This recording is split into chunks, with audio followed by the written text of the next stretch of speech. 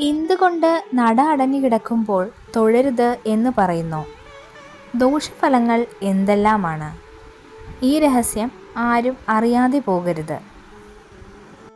ക്ഷേത്രത്തിലെ വിഗ്രഹം വെറുമൊരു പ്രതിമയല്ല, ജീവനുള്ള ചൈതന്യമായാണ് കണക്കാക്കുന്നത്. ഭഗവാൻ ഉറങ്ങുന്ന സമയത്തോ ഭക്ഷണം കഴിക്കുന്ന സമയത്തോ അഭിഷേക സമയത്തോ ആണ് സാധാരണയായി നട അടയ്ക്കാറുള്ളത്. ഈ സമയത്ത് പ്രാർത്ഥിക്കുന്നത് ഭഗവാന്റെ സ്വീകാര്യതയെ തടസ്സപ്പെടുത്തുന്നതിന് തുല്യമാണ്. നട തുറക്കുമ്പോൾ ശ്രീകോവിലിനുള്ളിലുള്ള പോസിറ്റീവ് എനർജി പുറത്തേക്ക് പ്രവഹിക്കും. എന്നാൽ നട അടഞ്ഞിരിക്കുമ്പോൾ ഈ ഊർജം അകത്തു തന്നെ നിൽക്കുകയും ചെയ്യും.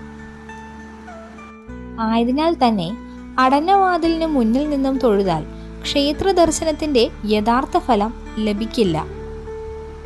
മാത്രമല്ല, ഇത് ഭഗവാന്റെ സ്വകാര്യതയെ തടസ്സപ്പെടുത്തുകയും ചെയ്യും.